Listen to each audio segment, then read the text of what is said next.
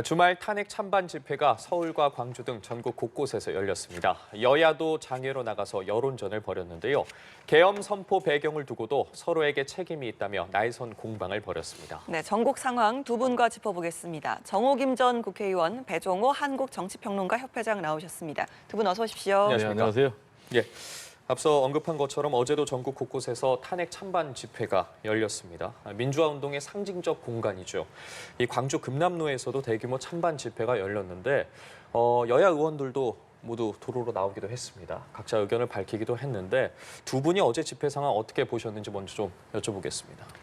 보통 이제 그동안에는 집회를 하게 되면 의원들은 개인 자격으로 간다 하면서 이렇게 일정 정도 선을 긋기도 했었는데 중진 의원들까지 참여함으로써 이 집회가 정당하고 전혀 무관하다라는 논리는 이제 맞지 않는 것 같고요. 전국에서 지금 서울, 부산, 울산뿐만 아니라 광주에서 탄핵 찬반 시위가 벌어짐으로써 굉장히 긴장되는 상황이었습니다. 예. 다행히 마찰은 없었다라고 하는데 우리나라가 보통 대의민주주의라고 하는 것은 국민의 어떤 그 일반 의지를 의회의 장을 통해서 문제 해결을 하는 그런 차원에서 간접민주주의, 대의민주주의라고 하는데 이런 식의 집회가 계속 연속적으로 그리고 심지어는 심리적 내전 상태를 방불케 하는 상황으로 치닫는 것은 대의민주주의의 본질을 무색하게 할 뿐만 아니라 어느 쪽도 이 진영 논리에서 뭔가 이렇게 돌파구를 찾으려는 그런 시도가 없다라는 점에서 미래가 상당히 걱정되는 그러한 시국입니다. 어느 쪽도 이 진영 논리에서 돌파구를 찾기 위한 시도가 없었다라고 평가를 해주셨거든요. 계속 이어지고 있는 이런 집회 상황이랄까요? 어떻게 좀 바라보고 계세요? 갈수록 지금 수위가 심각해지고 있는 것 같아요. 이렇게 지금 뭐 보수, 진보, 여야가 장외에서 여론전을 가열차게 벌이고 있는 것은 헌법재판소의 탄핵 심판이 이제 마무리 국면으로 가면서 더 이렇게 여론전 장외에서 펼치고 있는 것 아닌가라는 생각이 드는데요. 뭐 자신들의 주장을 관철하기 위해서 여론전 할 수는 있다고 봅니다. 그렇지만은 저는 정치의 금도라는 것이 있다고 보거든요.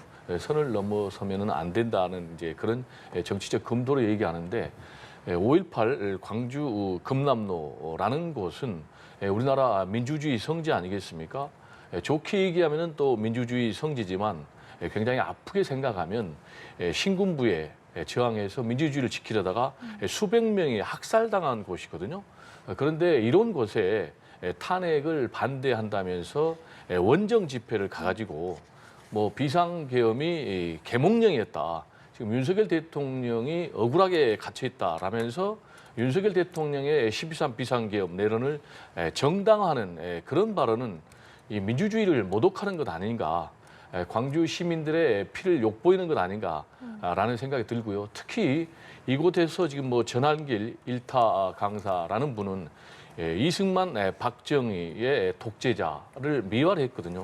물론 이분들의 공과는 있지만 이분들이 이제 독재를 한 건 사실이잖아요. 그리고 그 과정에서 4.19 혁명 일어나고 또 10월 유신이 있어가지고 많은 국민들이 피를 흘리고 고통을 받은 것도 사실이잖아요. 그런데 윤석열 대통령의 탄핵 반대를 정당화하기 위해서 5.18 광주 금남로 수백 명의 피를 흘린 곳에서 이런 발언은 굉장히 좀 부적절하지 않나라는 좀 생각이 들고요.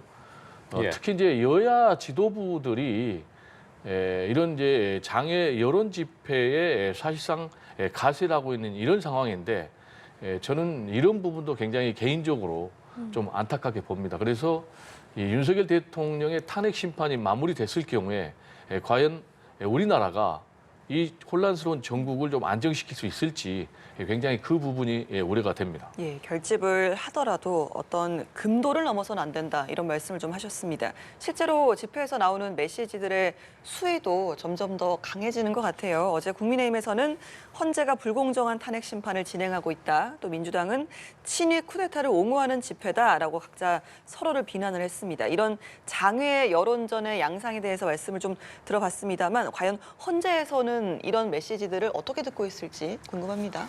지금 그 헌재가 불공정하다라는 반발이 국민의힘의 이제 친윤계라든지 또는 윤석열 대통령을 옹호하는 세력으로부터 굉장히 거세지고 있고요.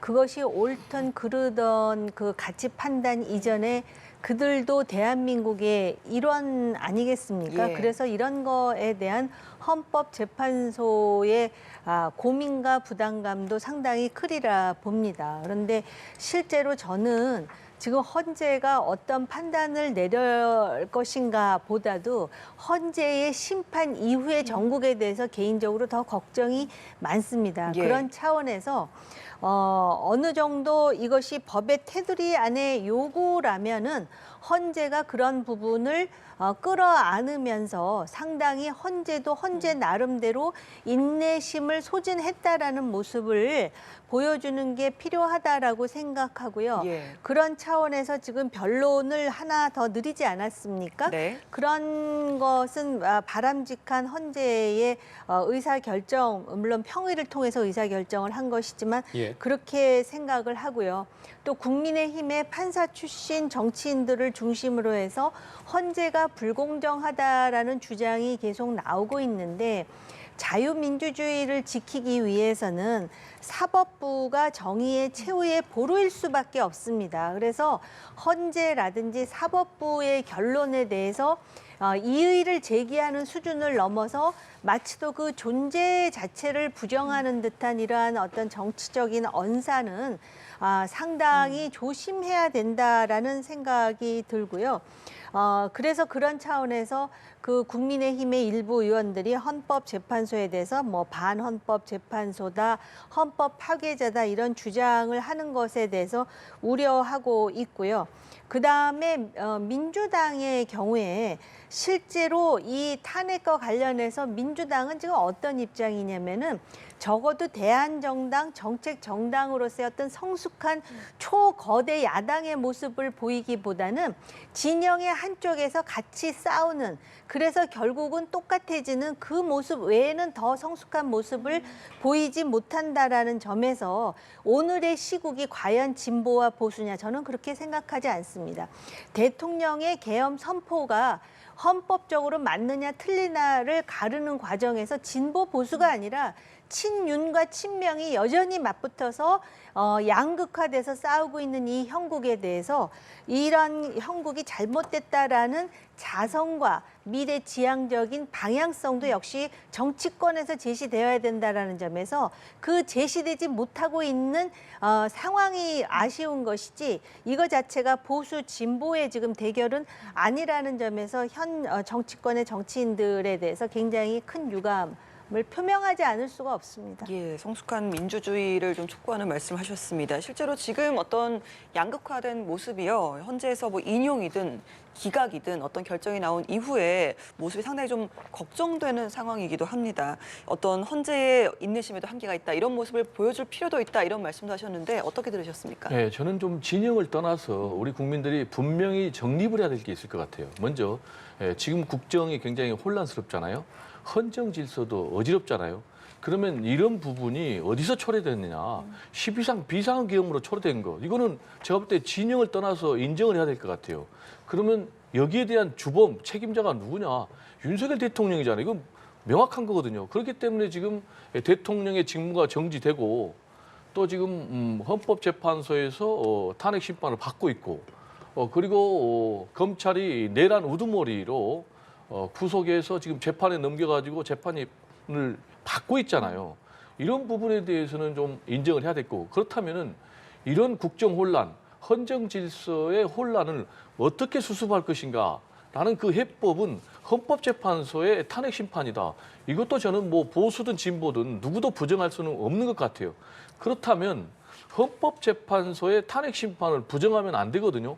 그런데 지금 보면은 강성 보수 지지층을 중심으로 해서 완전 헌재 때리기를 지금 하고 있잖아요. 특히 이 김용현 국가인권위원이라는 사람은 이 사람 이제 고위 공직자인데도 불구하고 뭐라고 얘기했느냐. 헌법재판소를 두들겨 가지고 흔적도 남김없이 없애버려야 된다. 어떤 경우에 윤석열 대통령을 탄핵하면 이게 해서는 안 될 말이잖아요. 그리고 또 현직 검사장 같은 경우는 뭐라고 그랬습니까? 헌법재판관들을 향해서 일제치하 일본인 재판관들보다 못하다. 여기에 더 나아가서 지금 국민의힘 전현직 지도부들조차 헌재 두들기기에 지금 나서고 있는데 저는 이런 것을 보면서 어떤 생각을 하냐면 대체로 헌법재판소의 탄핵 심판 결론이 났는가 보다. 어떤 결론? 탄핵이 인용되는가 보다. 그래서 지금 지도부까지 나서가지고 미리 헌법재판소 탄핵에게 인용을 좀 불복하기 위한 그런 밑자락 깔기를 하고 있는 것 아닌가 이렇게 생각이 되고요. 이렇게 되면은 앞으로 탄핵 심판이 인용이 나든 기각이 되든 대한민국은 더 심한 혼란에 빠질 수밖에 없거든요. 그래서 저는 보수를 향해서도 진보를 향해서도 어떠한 경우에도 이번에 헌법재판소 탄핵 심판 그 결론은 수용을 해야 된다. 그래야만이 대한민국의 국정 혼란을 수습할 수 있고 미래로 갈 수 있다라는 말씀을 좀 드리고 싶고요. 특히 최근에 그 윤석열 대통령의 40년 친구이자 변호사인 지금 석동현 변호인이 굉장히 재미있는 말을 했더라고요. 이성현 전 법제처장이 100% 헌법재판관들 전원 일치에 탄핵 인용이 내려질 것이다. 그러니까 아니다. 탄핵 기각이 된다. 그러면서 자기는 자신이 있으니까 100만 원 내기를 걸자라고 얘기를 했거든요. 그럴 정도 자신이 있으면 헌법재판소 두드리지 말고 그 탄핵 인용 결과를 기각이 되든 탄핵 심판 결과를 좀 겸허히 기다려야 된다라는 말씀을 좀 드리고 싶습니다. 예, 탄핵 찬반 집회에서의 여야 움직임과 목소리까지 두 분과 짚어봤는데 계엄 선포 배경에 대해서도 계속해서 여야가 부딪히고 있습니다. 지금 민주당에서는 계엄 배경에 명태균 게이트가 있다. 명태균 특검 해야 된다. 필요성을 강조했거든요. 민주당의 주장에 대해서는 좀 어떻게 보고 계십니까? 저는 개인적으로 이 명태균 특검 내지는 그 명태균 씨와 관련해가지고선 권력이 상당히 그 압박감을 느꼈다, 심리적으로 그렇게 생각은 합니다. 그런데 과연 무엇이 원인이 되었는지에 대해서는 굉장히 논란이 많고요. 왜 속담에, 외국 속담에 무슨 일이든 다 이유가 있다 그러잖아요. 그러니까는 지금 야당은 대통령의 계엄 선포가 문제라고 하고 여당에서는 그 이전에 그 야당의 그 거의 30차례에 가까운 탄핵 시도라든지 내지는 특검법이라든지 이러한 것이 문제가 되었다. 그러니까 초거대 야당의 횡포가 문제가 됐다. 이러면서 지금 끝나지 않을 치킨 게임을 계속하고 있지 않습니까? 그런데 지금 명태균 그 특검과 관련해서는 최근에 지금 그 대통령에 대한 탄핵 심판의 과정 중에 야당이 이제 명태균 특검을 하자고 또 나서는 거잖아요. 그러니까 특검과 탄핵이 계속해서 그 뭐라 그럽니까? 여당의 표현을 빌리자면 남발하고 있는 상황입니다. 그런데 제가 알기로 그 명태균 황금폰이 핵심인데 황금폰과 관련해서는 검찰이 이미 수사를 해서 소위 그 발표만 안 한 것이지 지금 다 갖고 있는 것으로 알고 있는데 아마 이것에 대한 특검을 주장하니까 여당에서는 이거를 또 정치 문제화 해가지고선 소위 조기 대선이 벌어질 때까지 이것 자체로 전국을 블랙홀처럼 빨아들여 보자라는 매우 그 음습한 시도가 있는 게 아니냐라고 또 의심을 하는 것 같습니다. 개인적으로 이것이 명태균 스캔들이 됐든 뭐가 됐든 진실은 밝혀져야 된다라고 보지만 이런 식으로 모든 것을 특검으로 하려고 그러고 또 특검을 한다 그래가지고선 특검이 통과되느냐 결국 대통령 권한대행의 거부권 행사도 있을 것이고 다시 재표결을 할 때 과연 국민의힘이 모두 이것에 대해서 동의를 해줄 것이냐 아마 이제 만약에 재의결이 되면은 소위 친한계에서 특검에 찬성해 줄 것이다라는 또 잔계산을 하는 것 같은데 이러한 것들이 정치적으로 동기를 알 수가 있는데 과연 이것이 과연 지금 굉장히 혼란과 혼돈에 빠져 있는 대한민국 호에 대한 일말에 이것을 이제는 그 구해내야 된다라는 정치인으로서의 명분이나 양심이 있는 것이냐 이런 차원에서는 의구심이 가득한 제안이 아닌가 이런 생각도 듭니다. 짚어주신 것처럼요. 여당의 표현입니다. 여당의 표현에 의하면 이제 계엄 선포의 책임이 탄핵 남발과 입법 폭주에 있다라고 이야기를 했습니다. 지금 이에 대해서 여당은 야당의 주장에 대해서 신작 소설을 쓰고 있다. 라고 이야기를 했는데 이 명태균 특검과 관련해서 여당 내에서도 굉장히 여러 이야기가 나오고 있습니다. 여러 인사들이 관련해서 입장을 밝히기도 하고 있는데 전체적으로 좀 이런 부분들에 대해서 어떻게 보고 계십니까? 저는 뭐 특검을 거부하는 자가 범이다라는 말을 윤석열 대통령이 했잖아요. 그래서 저는 뭐 정정당당하고 결백하다면 오히려 특검을 통해서 자신의 결백을 입증하는 그런 기회로 삼을 수 있다라는 말씀을 좀 드리고 싶고요. 특검의 대표적인 성격이 예외성과 보충성입니다.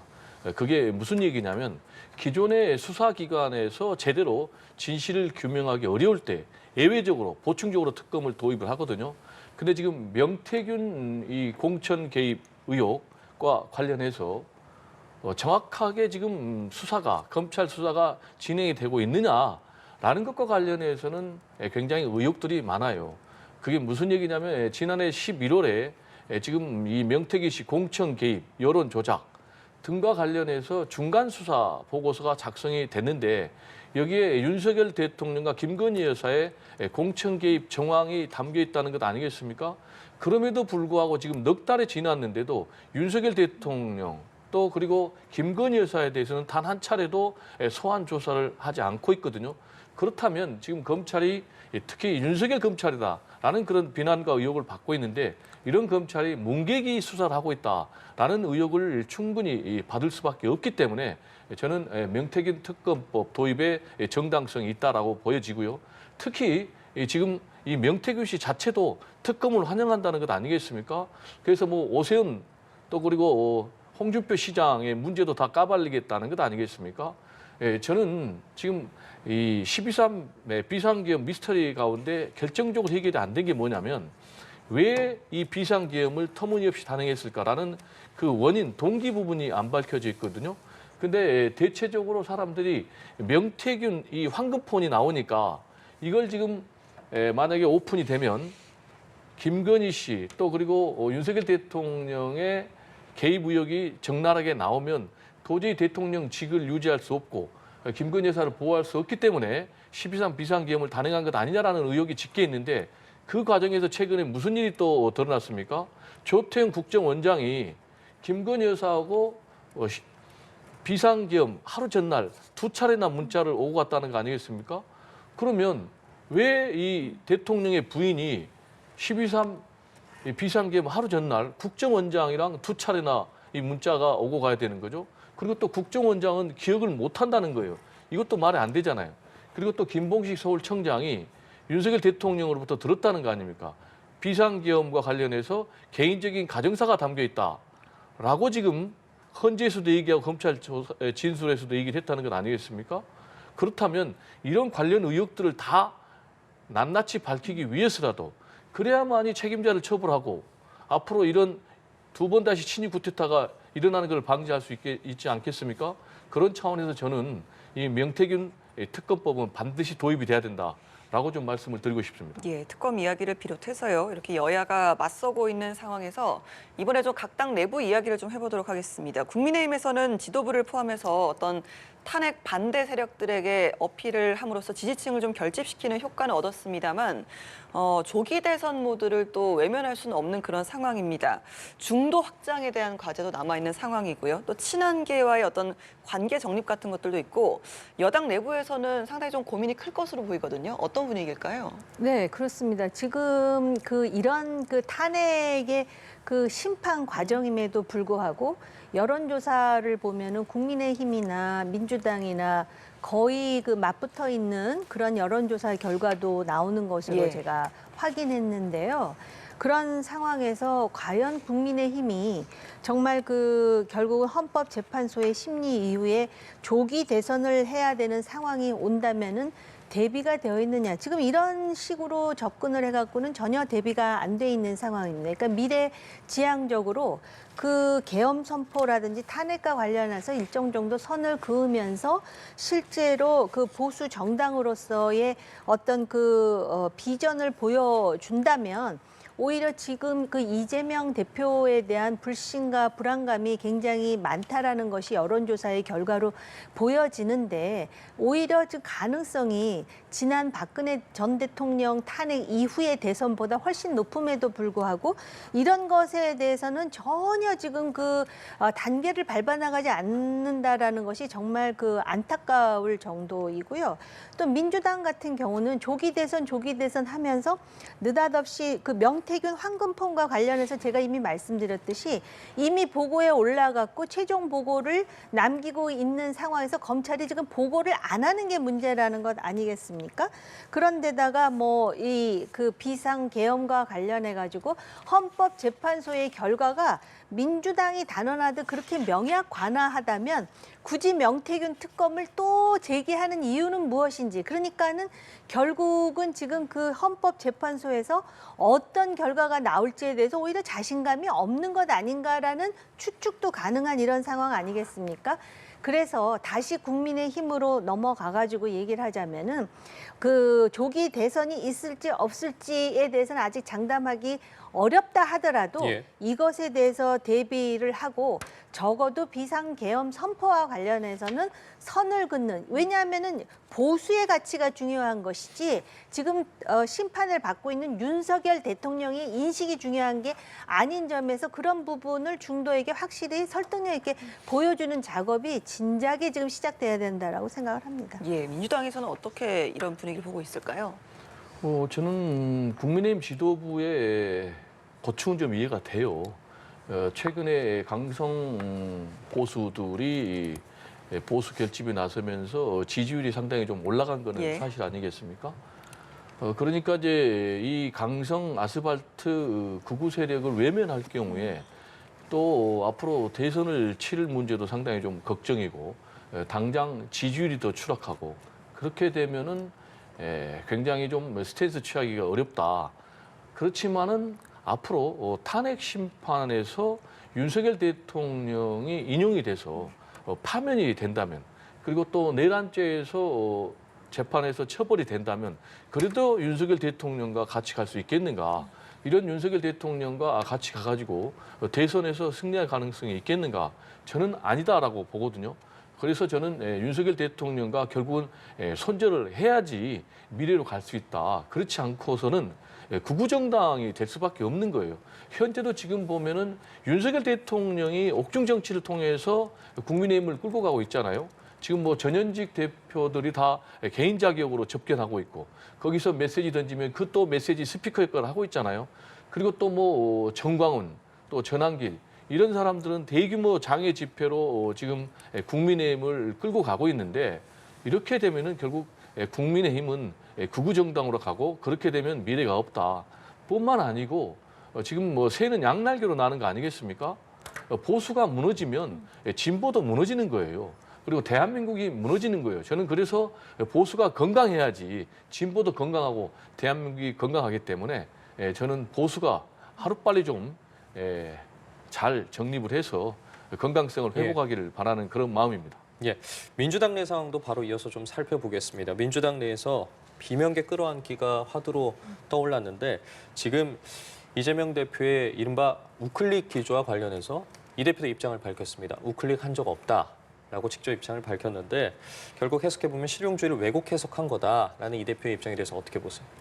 그러니까 이재명 대표의 문제는 저렇게 상황에 따라서 말이 바뀌는데 상황이 장기로 가는 것도 아니고 하루 베이스로 이렇게 말이 바뀌는 것 같다라는 느낌을 준다라는 것이 그 정치인으로서 신뢰에 상당히 영향을 주고 있는 것 같습니다. 예를 든다면은 지금 본인은 우클릭을 한 적이 없다. 원래 그렇게 실용주의자다 이렇게 얘기를 하잖아요.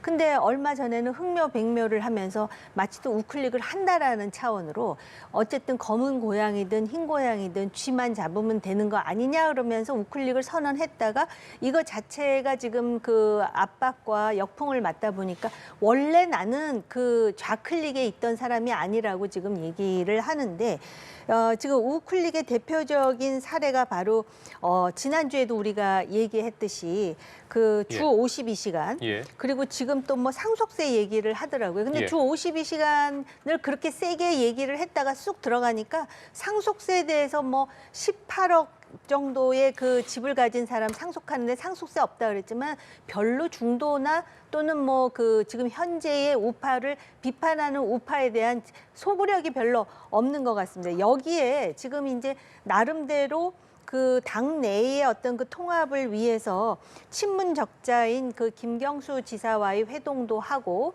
그러면서 이제 추경을 강조하는데 추경에서 다시 슬그머니 25만 원을 집어넣다 보니까는 라벨만 바꾼 그 추경이다라는 그 소위 국민의힘의 비판은 말할 것도 없고 김동연 지사라든지 이광재 전 의원 같은 사람이 이거 이렇게 하면 안 된다 정신 차리라 하면서 또 비판을 하지 않습니까? 그러니까는 뭔가가 이렇게 통합이라든지 설득력 있는 실용이 아니라 이런 식으로 하루하루 이렇게 그 조변석계라는 표현이 맞을지는 모르겠습니다만은 별로 그렇게 소구력이나 설득력이 없는 우클릭이다 보니까 당내에서의 반발까지도 지금 자초하고 있는 게 아닌가 생각합니다. 그만큼 급하다는 뜻이겠죠.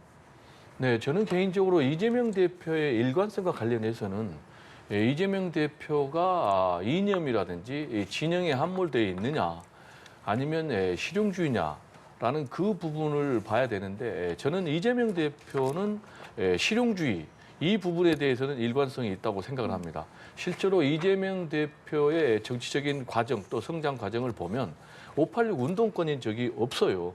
그래서 이재명 대표 같은 경우는 본인이 지금 실용주의, 탈이념으로 가겠다라는 그런 입장을 분명히 하고 있고 또 그 구체적인 것으로 지금 뭐 국민의힘 한동훈 전 대표가 요구했던 금투세 폐지도 수용을 한 거 아니겠습니까? 이것도 실용주의에 입각한 거고요. 가상자산 유예도 역시 실용주의에 입각한 거로 봅니다. 그리고 반도체 특별법과 관련해서도 지금 뭐 주 52시간 외에만 있는 것이 아니고 세제 지원이라든지 재정 지원이라든지 인프라 확충 이런 여러 가지가 있는데 주 52시간 내외에 이 부분과 관련해서는 노동계에서 강력 반발하니까 이 부분만 빼고 나머지를 처리하자는 것 아니겠습니까? 저는 이런 부분도 굉장히 실용적이다라고 생각을 하고요. 지금 이재명 대표에게 100을 요구를 하면 이재명 대표가 국민의힘 요구를 100을 다 들어줘야만이 이재명 대표가 진정성 있는 정치인이라고 볼 수는 저는 없다고 보고 오히려 국민의힘이 민주당과 이재명 대표가 요구를 하면 들어주는 게 뭘 있느냐. 저는 이런 말씀을 좀 드리고 싶고요. 추경 같은 경우도 시종일관 지금 요구를 하고 있잖아요. 민주당 이재명 대표가. 그리고 하는 총재도 필요하다. 그리고 안철수 의원도 필요하다. 심지어는 지금 최상목 권한대행도 필요하다. IMF에서도 필요하다라고 하지만은 지금 국민의힘에서는 이걸 들어주지 않잖아요. 오히려 지금 이재명 대표가 25만 원 이 부분도 양보할 수 있다라고 했는데 다시 들어갔다면 이 부분은 협상을 통해서 할 수 있는 거예요. 그래서 저는 지금이야말로 정치를 복원해야 되고 정치를 정상적으로 복원하기 위해서는 여야가 서로 대화하고 타협해야 된다라는 말씀을 드리고 싶습니다. 예, 두 분 말씀 여기까지 국민의힘에서 할게요. 예. 네네 추경을 반대하는 게 아니라 양보할 수 있다 그래놓고 그걸 또 이름만 바꿔서 밀어넣는 것에 대한 진정성에 대한 지적을 한 겁니다. 알겠습니다. 말씀 여기까지 듣겠습니다. 배종호 한국정치평론가협회장, 정호김 전 국회의원과 함께했습니다. 두 분 말씀 고맙습니다. 고맙습니다. 네, 감사합니다.